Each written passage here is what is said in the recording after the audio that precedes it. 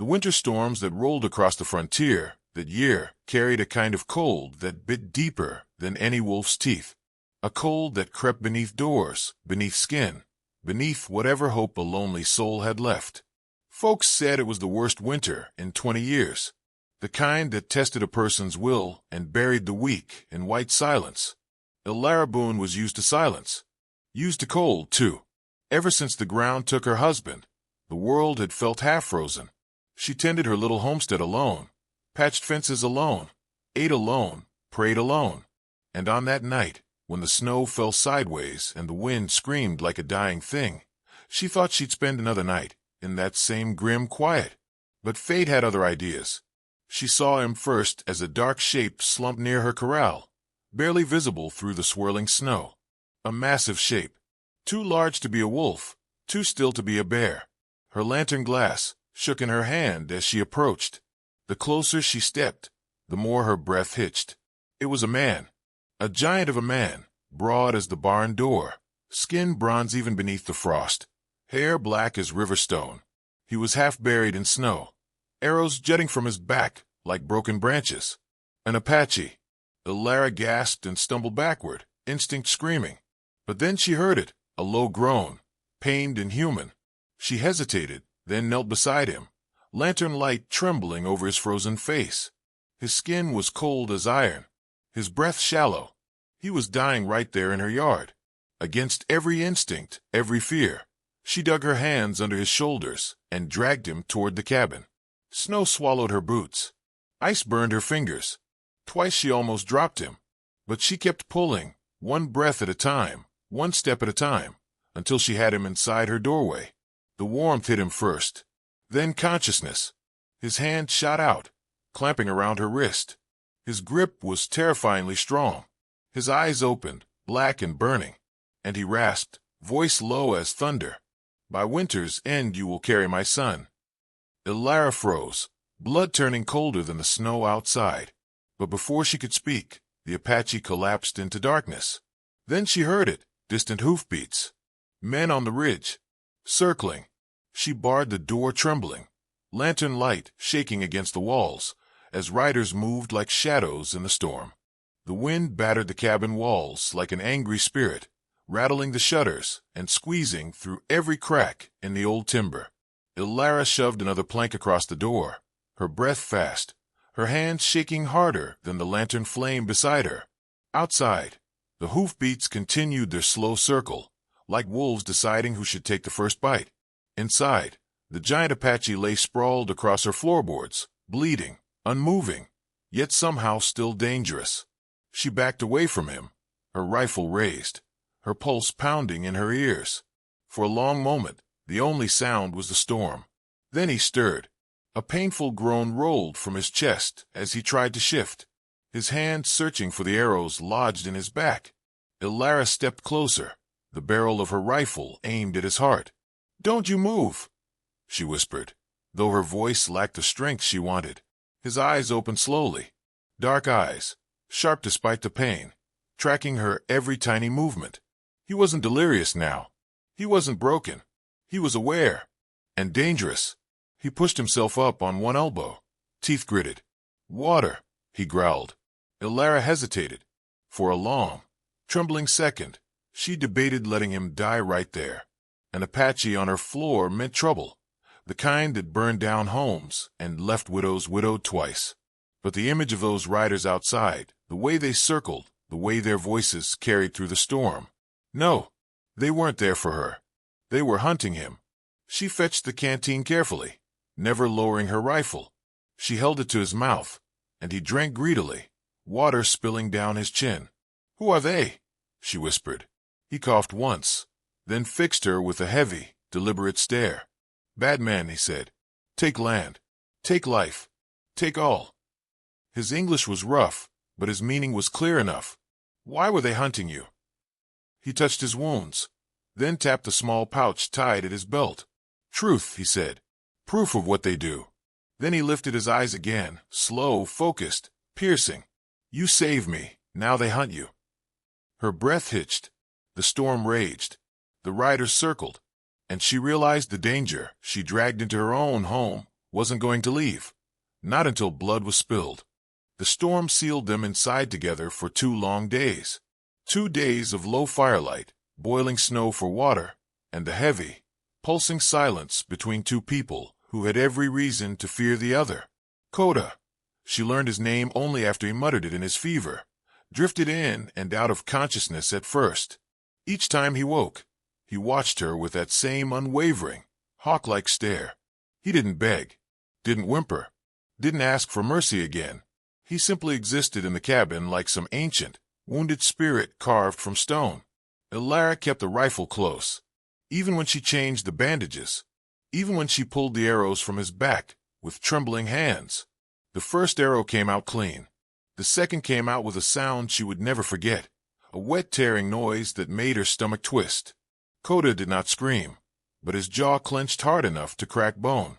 Afterward, they sat in silence, snow muttering against the window. She made him stew from dried venison, and he ate it slowly, watching her the entire time, as though trying to read the life carved into her face. On the second night, he finally spoke. "You lost someone," he said. Not asked, stated. Elara stiffened. "Everyone's lost someone." He shook his head once. "Your eyes carry winter." She didn't reply right away. Didn't want to. But the storm, the isolation, the weight she'd carried alone for too long, they cornered her truth. "My husband," she whispered. "Briggs' men took him. Called it a land dispute. Called it an accident. But I saw the bruises. I saw the tracks. Men like them don't need a reason. They only need a widow who can't fight back." Koda listened without interrupting, his expression unreadable. When she finished, he lowered his gaze and touched the pouch at his side. "They killed my brother," he said. "They killed half my band. Wanted our water, our hunting ground, everything that makes a people stand." He unwrapped the pouch slowly, revealing torn documents, maps, crude ledgers marked with names and numbers. "Proof," he said simply, "of their greed, of their crimes. Men outside want this more than my life." Elara stared at the papers, her blood running cold. Her husband's name was on the list. A fresh ache ripped through her chest. She staggered back, hand over her mouth. Koda watched her tremble, then spoke softly, a voice like distant thunder rolling across the plains. "You are not alone in your hurt, widow." And for the first time in a long, painful year, she believed him. The storm finally broke on the 3rd morning, leaving the world drowned in white silence. The kind of silence that felt too clean, too empty, like the land itself was holding its breath. Elara stepped outside to gather firewood while Koda rested, though she doubted he truly slept. The snow was knee-deep, the air sharp enough to sting her lungs. She worked quickly, wanting only to return to the fragile warmth of the cabin. Then she heard it. A soft jingle of spurs, a slow crunch of snow, a low murmur of men speaking in false friendly tones. Elara froze, breath fogging the air. The voices grew clearer. "Widow lives alone out here. Shame, ain't it? Bet she's scared with all these savages running around. Calder said we ought to check on her." She backed toward the cabin door. Too late. 5 riders appeared through the thinning fog, horses snorting steam. At the front rode Calder Briggs, a tall, smug devil wrapped in a wolf fur coat and arrogance thicker than the snow. His eyes locked on her like a hawk spotting prey. "Well now," he drawled, sliding off his horse with ease. "Morning, Mrs. Boone. Mighty cold day to be out by yourself." Elara clutched her firewood tight. "I'm fine, Mr. Briggs." "Oh, I don't doubt it," he said, stepping closer. "Strong woman, living out here alone. Brave." He brushed snow off her sleeve with a slow, insolent hand, a gesture that made her skin crawl. Another rider dropped something heavy onto the porch with a wet thud. Elara turned, her stomach twisted. A bloody pelt. Not deer. Not wolf. Human. "We found this not far from your property," Calder said softly. "Thought maybe you'd want to know the kind of company lurking around." Her heart slammed. Did they know? Did they smell Koda's blood inside her home? Calder stepped close enough for her to smell the whiskey on his breath. "If you see anything unusual," he murmured, eyes cold as the snow, "you best tell us." Wouldn't want trouble to fall on you, too. He tipped his hat, smiled a dead man's smile, and mounted up. As the riders turned away, Koda's voice rumbled from inside the cabin. War comes. And this time, Elara didn't deny it. Koda emerged from the shadows of the cabin as soon as the riders disappeared over the ridge. He stood tall despite the wounds, breath steady, eyes burning with a warrior's focus. The storm hadn't healed him, but rage had a way of holding broken men upright. Elara shut the door behind her, heart pounding. They know, she whispered. Calder knows something. Koda picked up the bloody pelt, studied it with calm acceptance, then tossed it into the fire. The flames bit into the frozen flesh, hissing as if swallowing a warning. They come tonight, he said. Elara swallowed hard. How many? Enough. A single word, heavy as a mountain. They set to work without another breath wasted. Koda limped out to the barn first, Elara helping him brace against the wall when his knees buckled.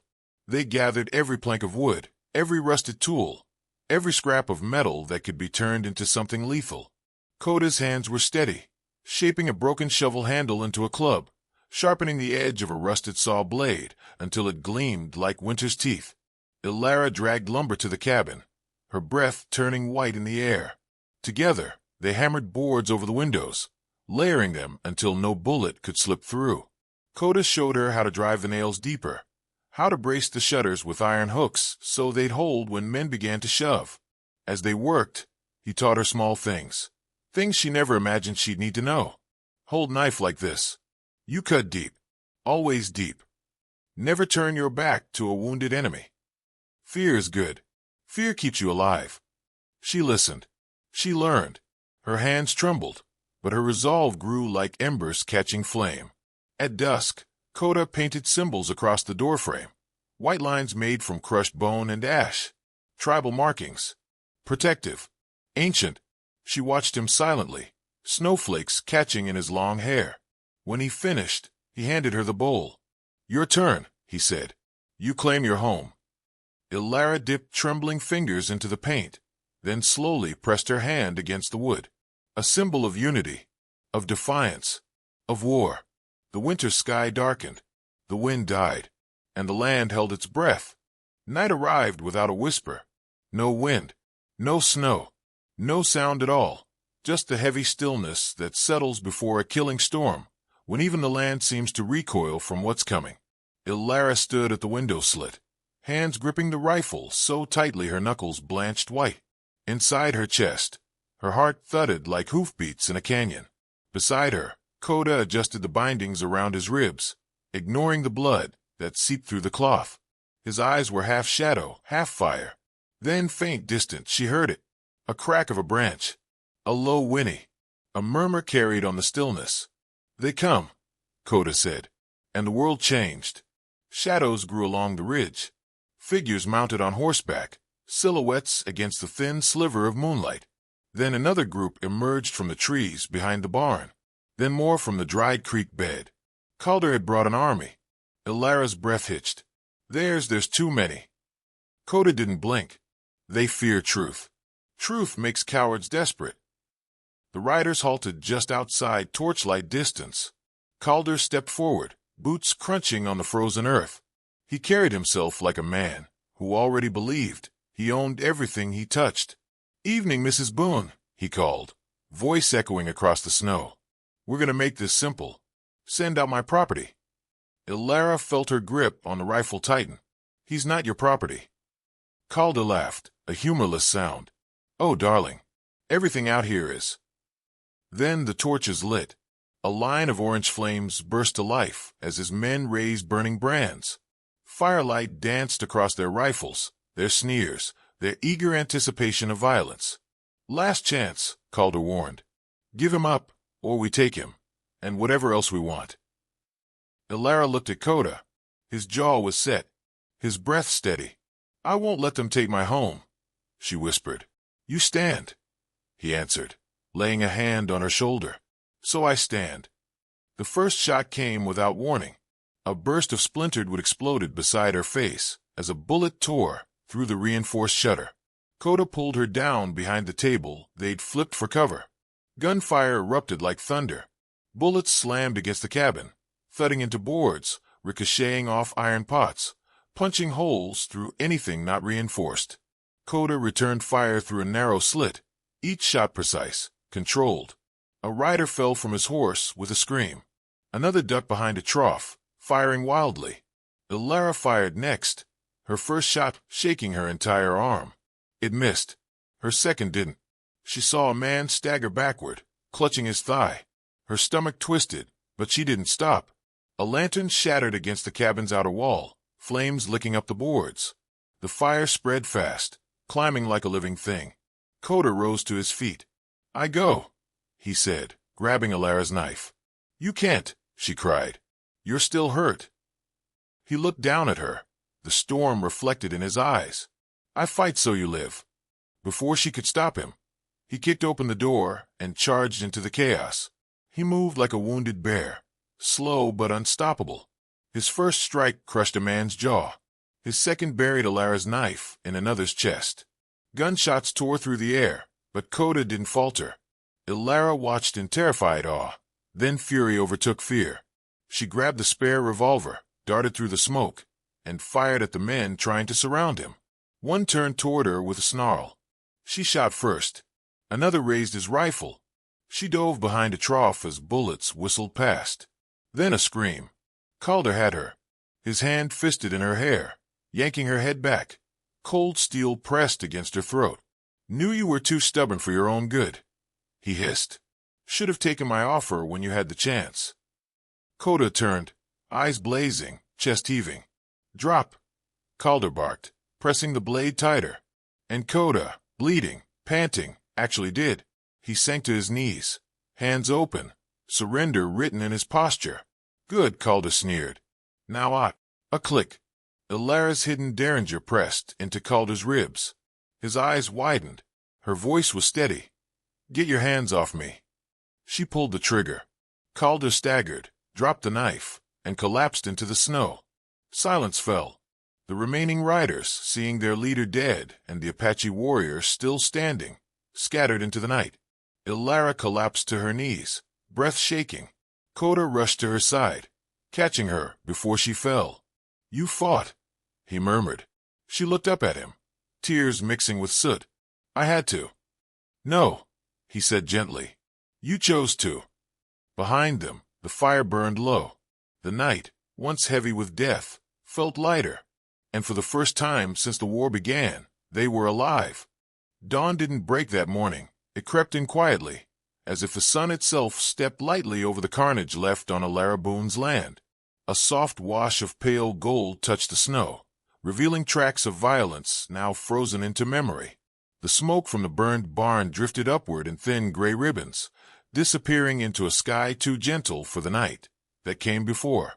Elara stood at the doorway of her cabin, a blanket wrapped around her shoulders. Her hands still trembled, not from cold, but from the weight of everything she had done, everything she had survived, every life she had taken so another could live. Koda stepped beside her, moving slowly, every breath tight with pain. The rising sun caught the edges of his profile, the scar across his jaw, the dried blood on his temple, the fierce calm in his eyes. He didn't look like a man who had been hunted. He looked like a man who had finally stopped running. Together, they buried the dead where they fell. Calder's body lay farther from the rest, not with honor, not with hatred, simply with the finality he had earned. The frontier was fair that way. It only gave back what men carved into it. After the last mound of snow-covered earth was smoothed over, Koda turned to her. He lifted a hand, rough, strong, still shaking from battle, and placed it gently on her stomach. His eyes softened, voice low as a winter drum. "By winter's end," he said, "life can come if you choose it." The words weren't a vow now. They weren't a claim. They were an offering, a future shaped not by fear or violence, but by something fragile and new. Elara looked at him, truly looked. Behind the warrior's strength, she saw a man carrying grief, honor, and hope. A man who had fought beside her when no one else in the world would. "I choose," she whispered. Not him, not destiny, not a vow spoken in delirium. She chose life. She chose healing. She chose a future bigger than fear. Koda nodded once, a gesture weighted with meaning. They walked back toward the cabin, not as strangers trapped by circumstance, but as two survivors rebuilding something broken. The snow glittered beneath the rising sun, and for the first time in a long, long year, Elara Boone didn't feel alone. Out here on the frontier, the land keeps its own kind of memory. It remembers the storms that broke families. It remembers the boots that trampled innocence. And it remembers the few who stood their ground when fear told them to run. Elara Boone was one of those few. A widow who learned that courage doesn't roar. Sometimes it whispers. Sometimes it trembles. Sometimes it bleeds. But it stands. And when she chose to fight beside a wounded Apache warrior, she carved a new truth into the winter earth. That chosen family is stronger than blood, and justice, even slow as dawn, still rises. Now I ask you, Ryder, what would you have done if danger circled your home on a cold winter night? Would you have opened the door to a stranger? Would you have stood your ground? Tell me your thoughts in the comments. And if this tale spoke to you, saddle up with us again. There are more frontier stories waiting for a willing heart and a steady spirit. Like, subscribe, and ride with us into the next one. The West is wide, and its stories are far from over.